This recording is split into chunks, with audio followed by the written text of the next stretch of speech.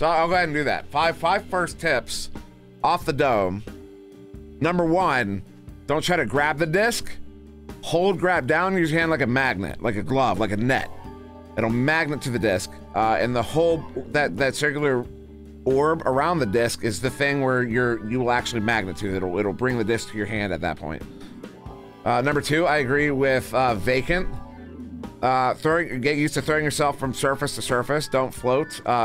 Grab onto something, otherwise known as anchor. Anchor down. Be anchored as much as you can be. Floating in space is vulnerability. Anchoring is maneuverability.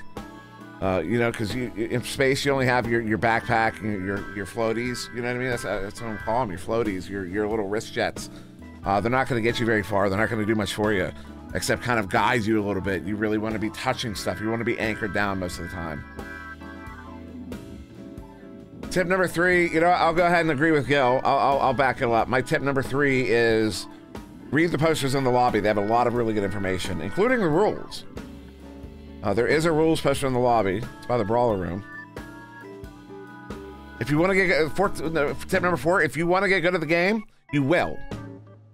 The period. Like that, it's literally that simple. If you want to get good at the game, you continue to play the game, you will. Keep that in your mind. Don't forget that bit. If you want to get good at the game, if you keep playing the game, you will get good at the game.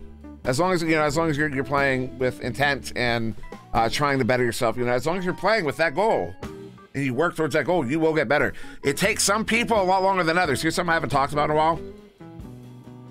I started playing the game in August of 2017 with a lot of people who were playing competitively within a year. I didn't start playing competitively for I think at least 2 years.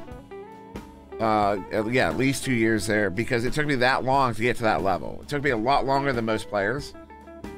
So don't be dissuaded if you see the players from your class. Like if you're part of the new Christmas class, the 2021 Christmas questies. If you're looking at them hit 50 and get on VRML teams and they're moving up the ladder and all this, and you're still trying to figure out how to throw a 3 from the tunnel, that's fine. Just take your time. You'll get there eventually. If you want to do that, you will get there eventually. So just keep playing. Let's see. Number 5. Use the mute function. Don't get angry. Don't quit the game. Don't argue with the knobheads. I don't think that's a friendly way to say that, but I'm not British. Just mute them. Don't put up with any of the nonsense. Mute. Mute. It will make your experience a lot better if you just mute the aggravating people. That sounds so dismissive, but that's the way it is. You know, oh, that's a big one. Trust your teammates. I used to harp on that one a lot. Trust your teammates. It's not just about, so it's not literally like, it's not the normal kind of trust where, you know, it's almost for me, it's like a stoic thing. It's a stoic philosophy of like, what's in your control is in your control, what's not in your control is not. So you have to just allow yourself to trust your teammates, in that when you send that pass off to that teammate, you have to trust them to make the right decision. You have to, otherwise you're not going to send the pass off. You're going to want to do it yourself. You have to allow yourself to trust your teammates. It's a blind trust. It's a blind faith thing.